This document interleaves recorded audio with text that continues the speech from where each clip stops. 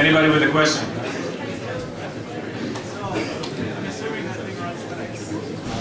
Yeah.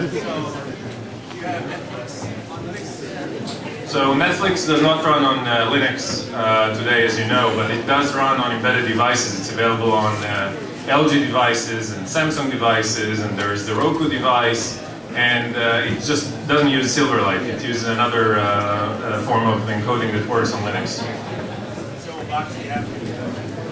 We hope, our goal is to work with all our content partners that are part of the platform today on computers and bring them all onto the Boxee device as well. About BitTorrent. BitTorrent is not a partner of ours. Yeah. No, I mean, we realize that people are, no, not officially, not unofficially either, but we realize people are torrenting stuff. But what we're seeing in usage in Boxee, actually, the most popular use of Boxee is not, accessing files locally. It's actually accessing content from online, and that's what people are really looking for. So I think media companies, and by the way, today is kind of an interesting event because we have in the crowd users, and we have people from the cable companies, and we have media companies, and we have advertisers, and creative people, so it's the whole, and technology people, so it's the whole spectrum. And I think with regard to piracy, which comes up a lot for the industry, the best way to fight piracy is just make your content available online.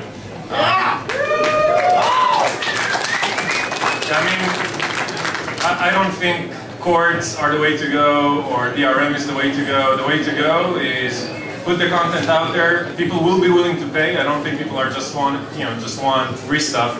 Netflix on Boxee is a paid service. Major League Baseball is a paid service. Crunchyroll is a paid service. Suicide Girls, if you liked it, maybe you'll become a paid subscriber. So, Boxee does not have an agenda of free. The agenda is provide the best experience for users to access content, whatever the business model behind it, we don't care. If it's authentication, advertising-based, subscription-based, pay-per-view, we don't care, we want all of it. Yeah.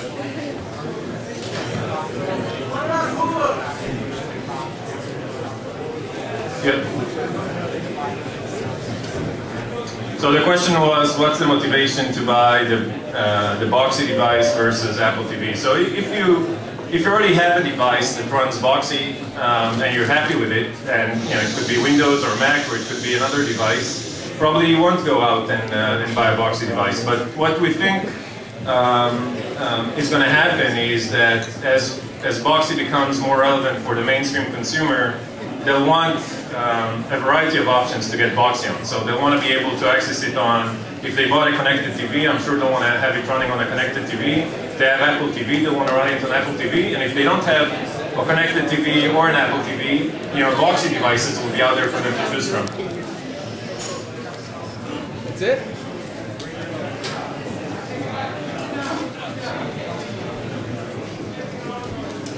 So the question was about the size and the shape. I mean, it's kind of weird, I guess. So we could have gone with like the regular pizza box design, but we wanted something that's going to stand out, and it actually needs to stand on top of everything else, but it can stop on other stuff. It can stand on other stuff, so you could stack it. You just have to be at the top of the stack.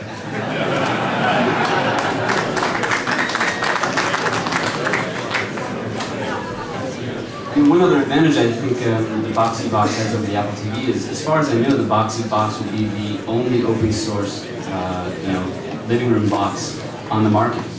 Now, not only is the platform completely open, and our source code is available to anybody who wants to download it and manipulate it, but we'll also be making the hardware itself available to developers through our API.